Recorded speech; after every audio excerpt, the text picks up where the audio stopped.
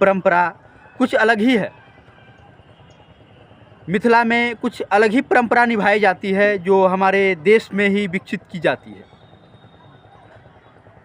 कार्तिक पूर्णिमा की कुछ अलग ही महत्व रखती है।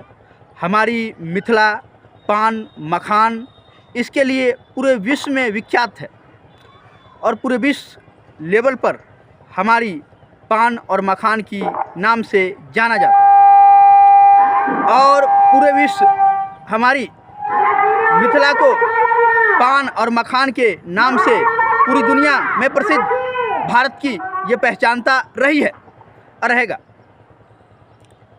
रही भारत की बात,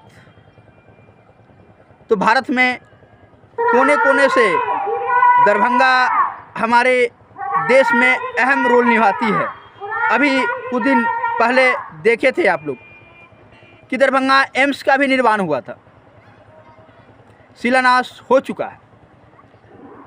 वाजपेयी की सरकार थी, अटल बिहारी वाजपेयी जो प्राइम मिनिस्टर थे, तो उन्होंने एक ही एम्स था उस समय में दिल्ली, देश की राजधानी दिल्ली में।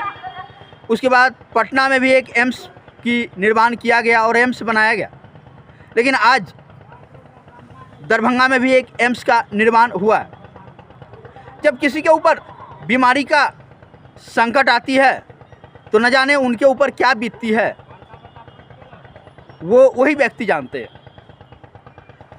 उनकी ना संकट की न कोई रास्ता दिखाई देती है और ना कोई दुनिया का अलावा किसी दुनिया सूझती है। उसकी सिर्फ मुसीबत की सामना ही सूझती है और मुसीबत में ही पूरा परिवार आ जाता है।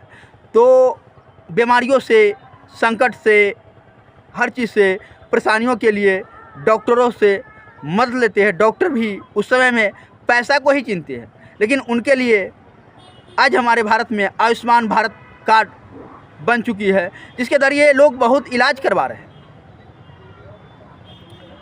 भारत की पहचानता बहुत ही अलग ही देशों में रह चुकी है। मिथिला हमारे परंपरा की मानी जाती है। मिथिला वो परंपरा निभाती है जो दुनिया विख्यात के रूप से जानती है। दुनिया हमारी भारत की पहचानता ही नहीं, गौरव नहीं, गौरवशाली भी कहिए, जो हमारे मिथिला जैसे देश, जहाँ सीता मैया की नैहर भी मानी जाती है और राम भगवान की ससुराल भी मानी जाती है। तो राम भगवान की ससुराल हमारे मिथिला में ही है। कभी मिथिला की राजधानी जनकपुर हुआ करते थे, जो आज की नेपाल में हैं। हमारे भारत से अब नेपाल के रास्ते भी ट्रेन जा रही है। कभी कुछ परंपरा नेपाल में भी निभाई जाती है जो हमारे भारत से, मिथिलांचल से मिलती जुलती है। कुछ देश हमारे भारत की ऐसी प्रसिद्ध है जो पूरे दुनिया में ही नहीं, पूरे विश्व में विख्यात है, जिसे दुनिया भी कहती है, वर्ल्ड ऑफ कंट्री भी कह सकते हैं। तो हम मिथिलावासी से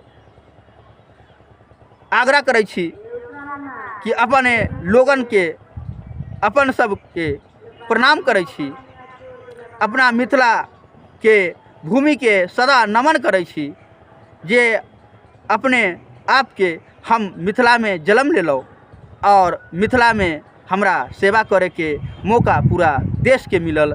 और मिथिला से जब भी हम संबोधित करै छी तो मिथिलांचल से, मिथिला से, जेकर मिथिला एगो अलग राज्य भी कहियो बन सकै है, जेकर मिथिलांचल।